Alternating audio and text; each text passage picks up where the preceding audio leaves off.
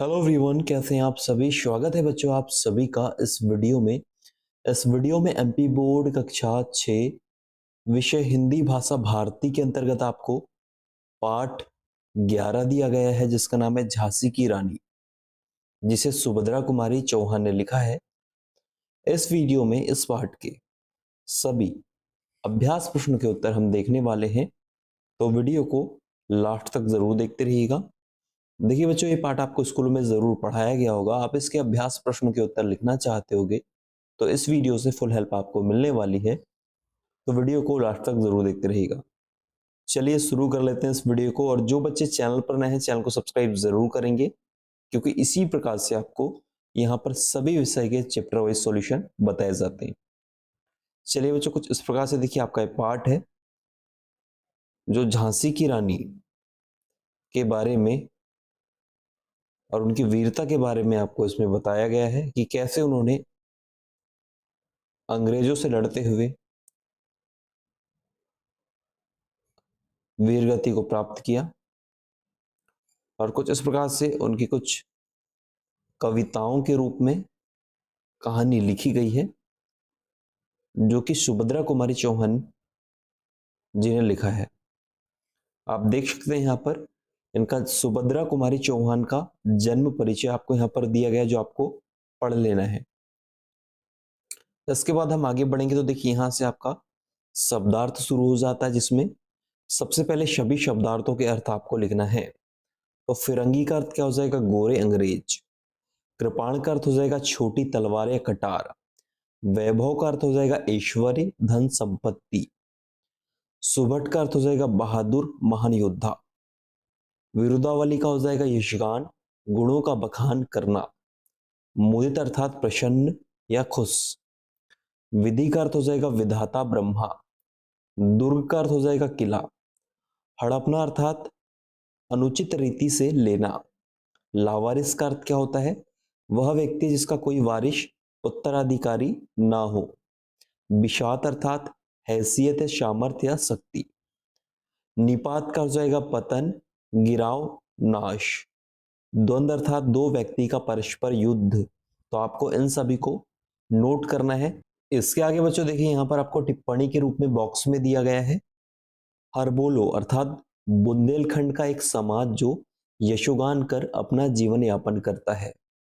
हड़प नीति अर्थात ब्रिटिश शासन के कानून के अनुसार किसी राजा के निसंतान मरने पर वहां के राज्य का स्वतः विलय ब्रिटिश राज्य में हो जाता था, उसे हड़प नीति कहा जाता है। तो इसको भी आपको नोट कर लेना है। चलिए आगे हम बढ़ेंगे। यहां से आपके अभ्यास प्रश्न शुरू हो जाते हैं। पहला प्रश्न है कि दिए गए विकल्पों में से सही विकल्प चुनकर लिखिए।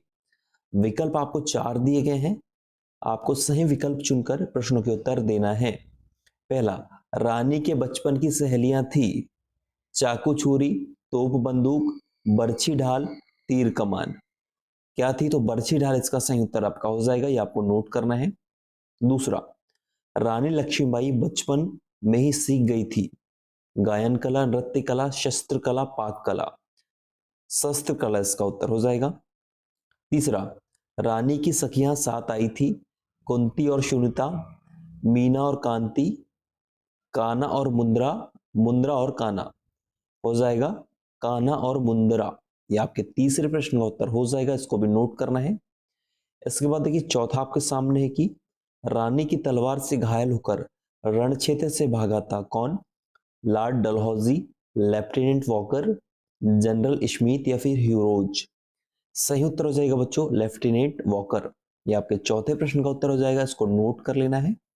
चलिए आगे हम बढ़ेंगे। पांचवा प्रश्न आपके सामने है कि बलिदान के समय वीरांगना लक्ष्मीबाई की उम्र थी, कितनी थी?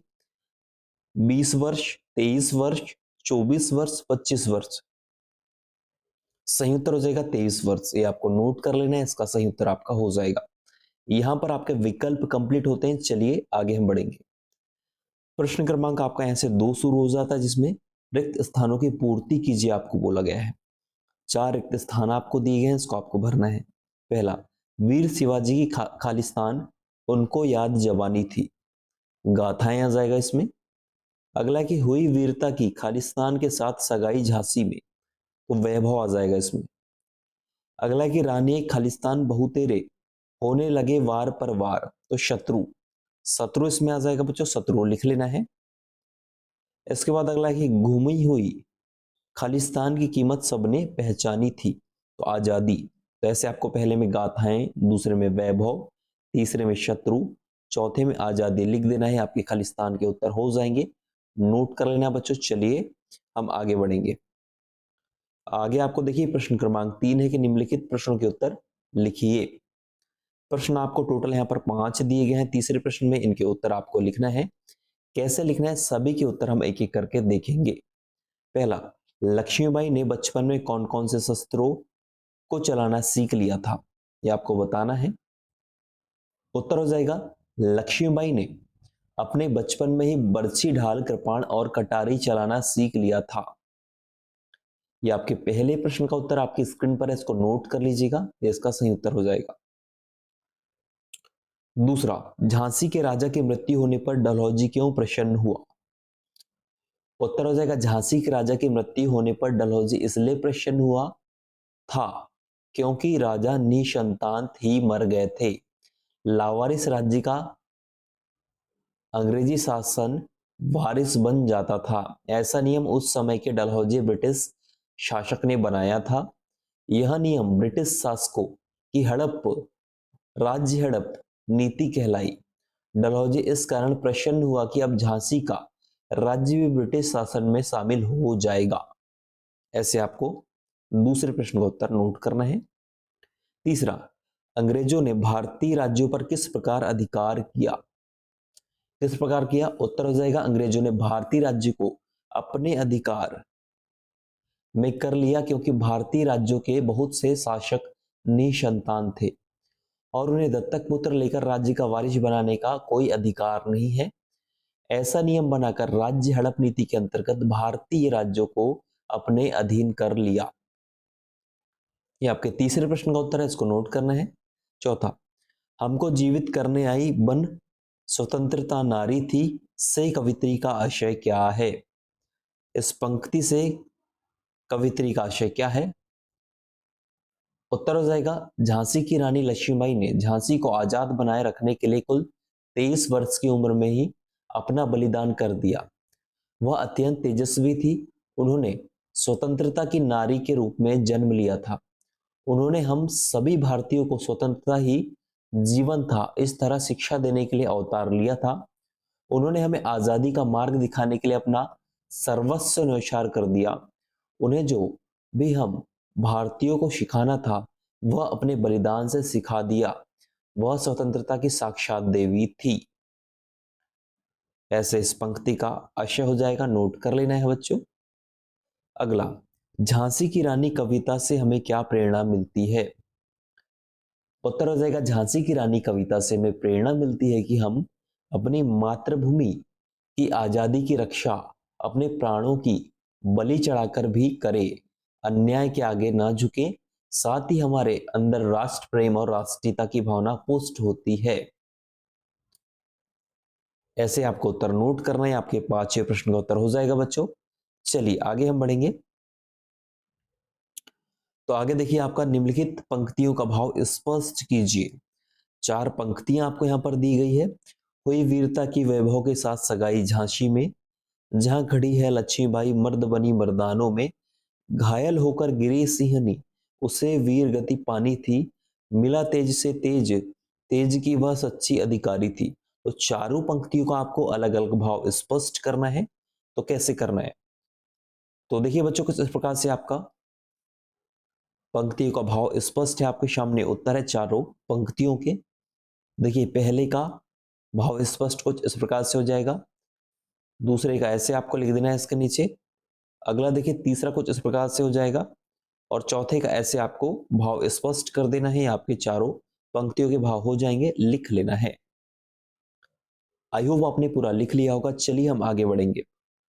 तो आगे देखिए कुछ इस प्रकार से आपको भाषा की बात है, जिसमें पहला प्रश्न के निम्नलिखित शब्दों का शुद्ध उच्चारण कीजिए। शब्द है भ्रकुटी, कृपाण, वैभव, वज्र, अश्रुपूर्ण। चलिए मेरे साथ आप एक बार पढ़िए। भ्रकुटी, कृपाण, वैभव, वज्र, अश्रुपूर्ण। ऐसे आपको इन शब्दों को पढ़ते बनना चाहिए, 1 से 2 बार इनका उच्चारण आपको करना है और आपको इसको नोट कर लेना है। दूसरा प्रश्न है कि निम्नलिखित शब्दों में सही मात्रा लगाकर उनके शुद्ध रूप लिखिए, आपको बोला गया है। कीमत, फिरंगी, झांसी, उदित, खूब, बुंदेले, शत्रु, मनुज। तो इसमें क्या आपको शुद्ध रूप करके लिखना है।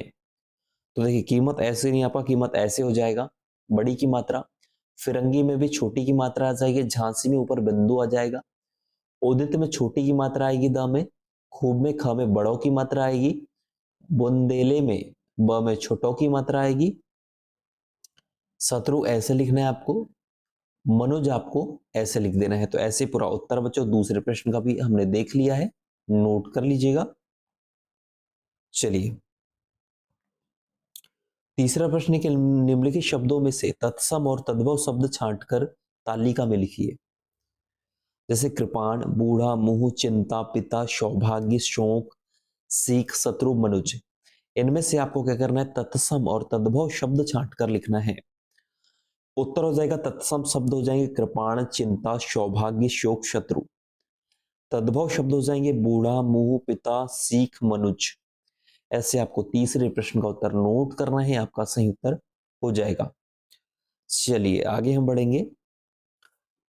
अगला प्रश्न है चौथा। सुभट में शु उपसर्ग है, विजय में वी उपसर्ग है और सम्मुख में सम उपसर्ग है।